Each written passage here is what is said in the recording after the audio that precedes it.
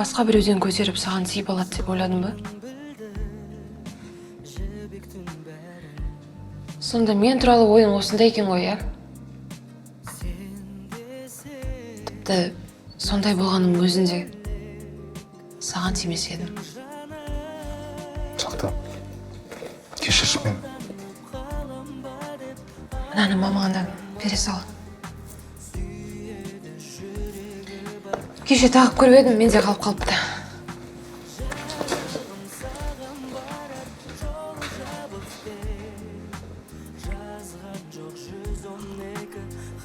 И, короче, Айдос пен Дархан төбелесіп жатыр. Салтанат, айғай-шу.